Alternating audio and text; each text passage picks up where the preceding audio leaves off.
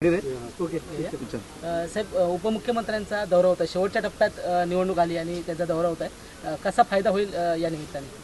नाही, 100% शिंदेसाहेब जेव्हा जेव्हा जिल्ह्यात येतात त्यांच्या सभेंचा फायदाच महायुतीला होतो. आणि आज मोठ्या प्रमाणामध्ये तुम्हाला ही सभा मोठ्या उत्साहामध्ये पार पाडताना तुम्हाला दिसेल. मोठ्या संख्येने लोक तिथे उपस्थित राहतील, उत्स्फूर्तपणे लोक तिकडे येतील आणि एक कार्यकर्त्यांमध्ये जोश आहे. शिंदे साहेबांचं एक क्रेज आहे महाराष्ट्रामध्ये आणि नक्की त्या सगळ्या विषयांचा फायदा महायुतीच्या या सगळ्या उमेदवारांना होईल. जिल्हा परिषद पंचायत समितीला माझ्या मनामध्ये खात्री आहे. साहेब, अर्थसंकल्पात एक महत्त्वाची तरतूद झाली आहे. कोल्हापूर वैभववाडी हा रेल्वे मार्ग 2027पर्यंत पूर्ण करण्याचं काम नितेश साहेबांनी सांगितलेलं आहे. कसं पाहता आपण याकडे? त्यांचं मनापासून अभिनंदन आहे.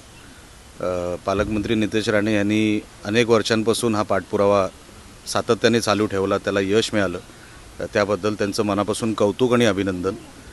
आता असे पॅरलल रस्ते माझ्या मतदारसंघातही 2 प्रस्तावित आहेत, सावंतवाडी मतदारसंघातही आहेत. आता हे सगळं आम्हाला टप्प्याटप्प्याने मिळावं याच्यासाठी पाठपुरावा आमचाही चालू आहे. सन्माननीय पालकमंत्री आमच्याही मतदारसंघाच्या ह्या सगळ्या कामांसाठी पाठपुरावा करत आहेत. लवकरात लवकर या सगळ्या कामांना यश येईल. मागील वर्षभरात साहेब, पुणे आणि मालवण मतदारसंघात रस्त्यांची कामं मोठ्या प्रमाणात झालेली आहेत. डांबरीकरण असेल, त्यांचं गटारीकरण असं झालेलं आहे. तुम्ही स्वतः आमदारात या वर्षभरात कसं पाहता?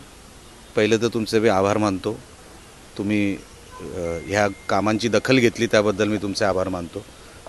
माझा जो काही निवडणुकीला शब्द होता किंवा जे मी कमिटमेंट लोकांना दिलं होतं की मागच्या 10 वर्षाचा जो बॅकलॉग आहे तो मला भरून काढायचा आहे आणि रस्त्यांचं जे जाळं आहे, रस्त्यांचा जो आराखडा आहे आणि विकास कामांचा जो काही बॅकलॉग आहे तो मला भरून काढायचा असल्यामुळे सातत्याने मंत्रालय स्तरावर पाठपुरावा जिल्ह्याच्या प्रशासनाबरोबर DPDC असेल, DPO असतील, कलेक्टर असतील, त्यांच्यासोबत आमच्या मीटिंग आणि सर्व स्तरावर आम्हाला सकारात्मक प्रतिसाद मिळाल्यामुळे महायुतीचं सरकार पैशांनी कुठेच कुठल्या आमदाराला कमी पडत नाही.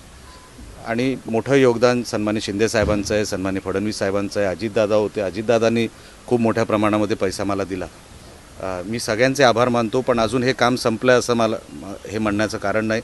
अजून भरपूर कामं करायची आहेत. एका वर्षामध्ये जर आपण हे सगळं करू शकतो म्हणजे एक फार मोठी स्पेस अजून शिल्लक राहिलेली आहे, ती भरून काढायची आहे. ती येणाऱ्या 4 वर्षात मी भरून काढायचा 100% प्रयत्न करेन. संजय राऊतांनी काल एक वक्तव्य केलं आहे. त्यांनी असं म्हटलं की अजितदादांचा पक्ष हा पवार आणि पाटीलांचा राहिला नाही, तो आता गुलाम झाला आहे अमित शहांचा, असं म्हटलं. मी का उत्तर देऊ अशा व्यक्तीच्या स्टेटमेंटला? माणूस आता गेला आहे म्हणजे अजितदादा आता जेमतेम काहीतरी 3-4 दिवस झाले, त्यावर तरी राजकारण करू नका. त्यांच्या आत्म्याला जरा शांती मिळू द्या. हे सगळे विषय नंतर बोलता येत नाही का? काय घाई लागली तुम्हाला? कुठले तर्क लावताय तुम्ही? काय संबंध आहे अमित शाह साहेबांचा आणि पवार साहेबांच्या पक्षाचा? अहो, त्यांची अवस्था बघा घराची. मी त्यांच्या घरात जाऊन आलो, तेवढं हे दाखवलं नाही, माणुसकी दाखवली नाही संजय राऊतांनी. अजितदादांच्या घरी जायची किंवा जिथे अंत्यविधी होत होता तिकडे जायची. मी घरात जाऊन आलो आहे साहेब. काय अवस्था आहे ना त्या घराची, जाऊन त्यांनी बघून यावी आणि मग टीका करावी. अहो, सगळीकडे राजकारण. काहीतरी भान ठेवा. आपण माणूस आहोत अगोदर, मग कोण राजकारणी आहे, मग कोण खेळाडू आहे. सगळीकडे राजकारण बरोबर नाही आणि एवढा नीचपणा राजकारणामध्ये पण बरोबर नाही. कुठेतरी स्तर असला पाहिजे राजकारणाला, कुठेतरी मर्यादा असल्या पाहिजे. माणूस गेला आहे हो, करता माणूस घरातला गेला आहे. आपण काय बोलतो आहे जरा तरी भान ठेवा. सगळीकडे नीचपणाने वागू नका. बरोबर नाही, महाराष्ट्राच्या कल्चरसाठी पण बरोबर नाही. ही काय महाराष्ट्राची संस्कृती नाही. राज्यसभेमध्ये काल त्यांनी एक असाही उल्लेख केला आहे की अजित पवारांच्या विमानामध्ये भाजपच्या भ्रष्टाचाराची फाईल होती.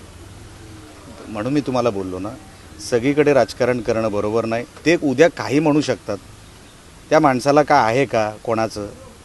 त्यांना काय फिलिंग आहेत काय कोणाच्या कुटुंबाबद्दल? मी त्या माणसाच्या प्रश्नांना उत्तर का देऊ आणि कुठली फाईल कुठे आहे हे संजय राऊतांना कोण सांगून करतं आहे का? पण तुमच्यासमोर ते काय जे पुढी सोडतात ना, ते तुम्ही रोजच्या रोज बोलता, त्यांना वाव मिळतो. तुम्ही वावच देऊ नका अशा माणसाला. दोन दिवसात महाराष्ट्र विसरेल आहे संजय राऊताला.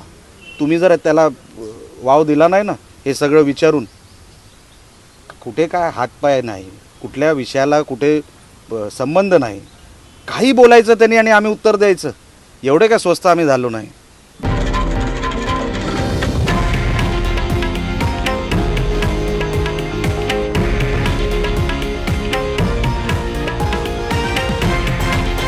हे आहे देशातील नंबर 1 न्यूज नेटवर्क आणि आपण पाहत आहात TV9 मराठी, एकमेव.